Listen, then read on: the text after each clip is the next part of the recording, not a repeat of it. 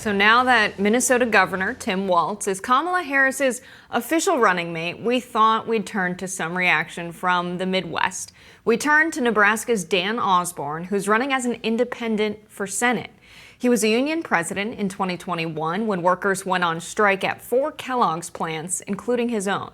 They were able to secure a huge contract that covered all 4 plants, and there was an announcement Tuesday that one of the 4 plants will shut down in 2026 as sales are down about 4%.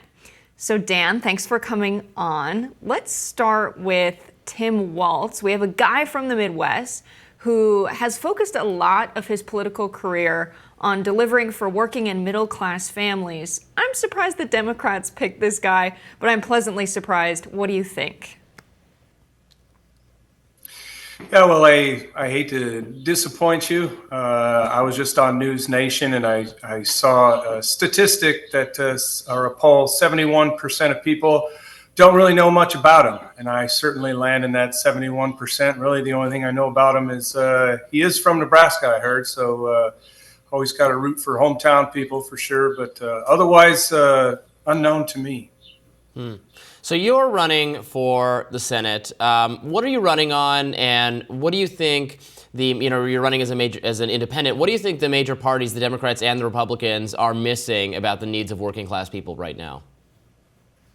Yeah, well, I served in the United States Navy. I served in the Nebraska Army National Guard. Haven't always been a political guy really until corporate greed came knocking on my door. You know, the company I was working for made record profits during COVID.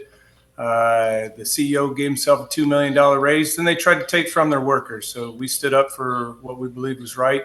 And it opened my eyes to realizing that, we can really make a difference in people's lives, regular people's lives.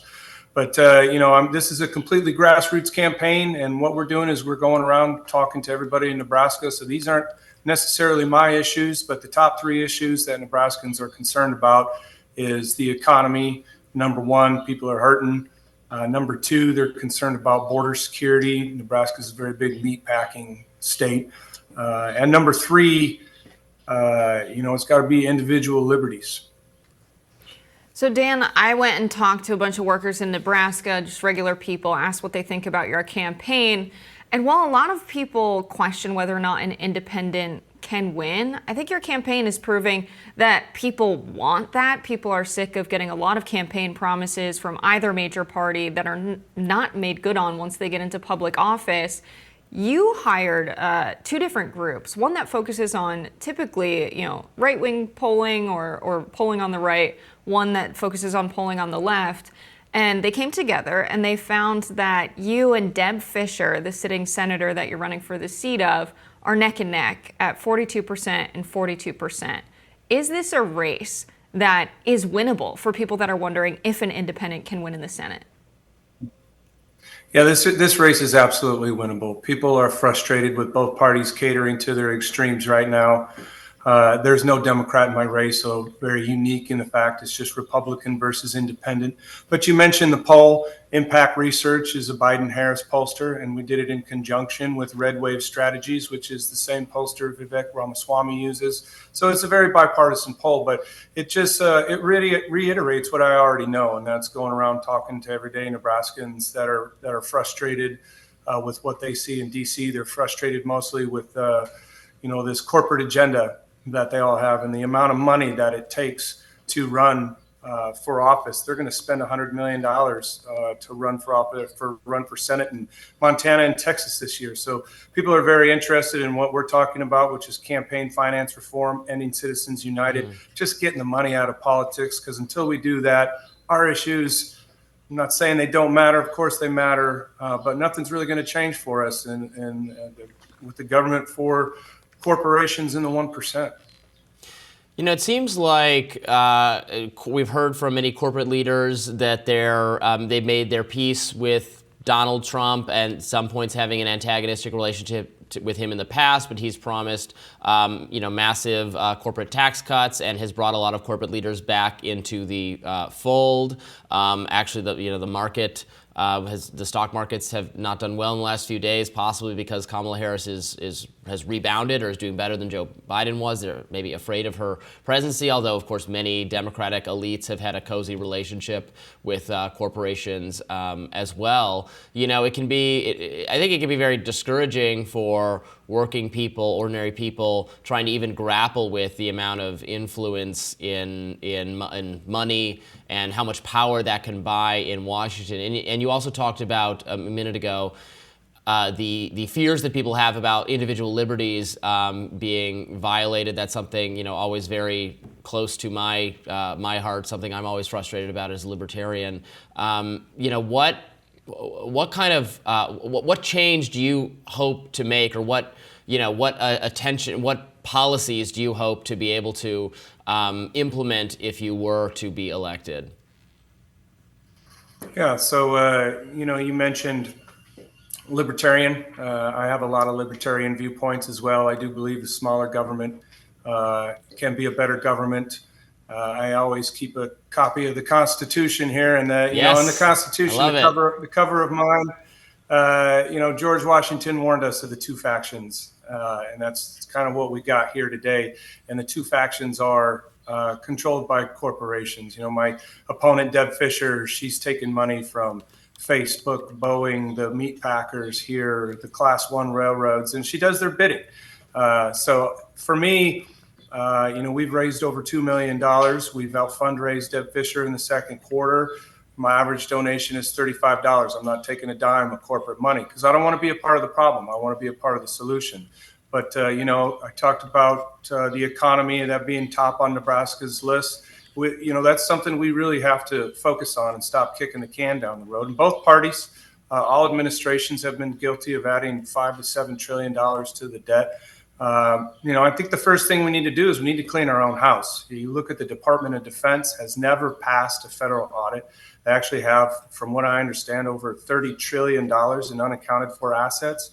$30 trillion. Our national debt's $36 trillion. So, these are staggering figures that we have to do a hard reset, and we have to hold, these government agencies accountable for their budgets. And that's where it starts. And then, we have to do a deep dive into corporate gouging.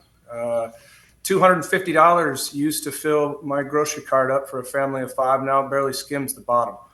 It's frustrating times for people. Taxes, everything's just going up so quickly. Me as a mechanic, I'm not a rich guy. It's definitely hitting home with me. And, this is the richest country in the world. But we have to have that reverse that transfer of wealth that we've seen in this country of $50 trillion from 90% of Americans to the top 1% of Americans. We got to figure that part out. Dan, I have to ask this as a daughter of America's working class with a dad who's in his 60s and still working with his hands to provide for the family. You are someone who's not a typical politician. You are not a lawyer. You are not someone who had a career in politics. You're a steam fitter. You're a union guy. You still work with your hands while you're on the campaign trail. Deb Fischer, for contrast, some of her top donors are railroad companies. And the largest rail yard in the world is in your home state, her home state of Nebraska, where she represents. There's a bit of a conflict of interest there, and a lot of workers I talk to in Nebraska are not happy with her not supporting things like the Railroad Safety Act. Can you just speak to how your experience as a working man influences how you would represent people in Congress? Yeah, it doesn't matter what side of the aisle you're on, if you lean left or you lean right. I get along with the majority of people that I come in contact with because I am them, right? I understand the value of 8 hours hard work for 8 hours pay. I know what it's like to have to put Christmas on a credit card. When you talked about the railroads, I did an event in Columbus, Nebraska, at one of the oldest taverns here in the state, and there's a rail line that goes right by it, and a train was coming by in the middle of my talk, and I stopped right there and I said, this is why we have to pass the Rail Safety Act. I mean, if one of those cars were to derail that close to a city center like that, Columbus has like 27,000 people. It's not a super small town. But it would be devastating. We've had 4 derailments here in Nebraska in just the last 2 months. One of them very close to an anhydrous plant.